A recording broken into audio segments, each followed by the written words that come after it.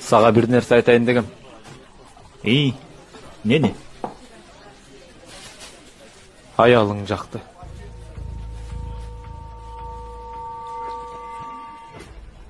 Не дедің? Сен не деп атасың? Эмне үчүн деп атасың? Сага эмне болду? Эмне болду анчалык? Кече айтсам унчукпадыңар эле го. Кече мен сага айткам аялың жакты деп. Аялыңдын өзүнө дагы айткам, унчуккан эмес. Менден башка 100 эркек.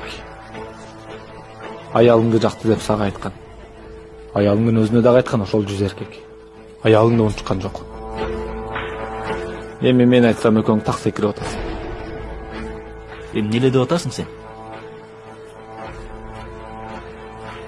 Лайк.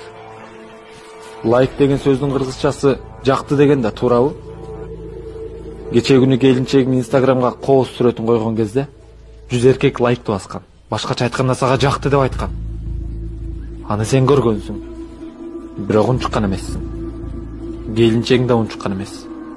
Атүгүл сүйүнгөн, рахмат айткан аларга. Ал 100 эркек сенин келинчегиңдин сүрөтүн көрүп, эмнелерди гана ойлонду бир Кудай билет. Менин сага эч кандай жаман ниетим жок, досум.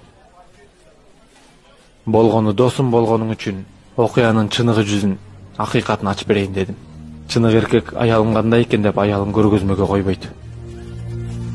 А чыныгы аял сулуулугун бир гана күйөөсүнө арнайт. Ооба. Рахмат сага. Ачуу. Бирок акыйкат. Урмат. Сага рахмат. Мен сүрөттөрдүн баарысын өчүрөм эми. Биз инсанбыз. Ката кетиребиз, кемчилик кылабыз. Бирок чыныгы касиет бул кемчилигин, катасын мойнуна ала билүү. Баары жакшы болот. Белгиле, тамакка карайлы. Рахмат сага.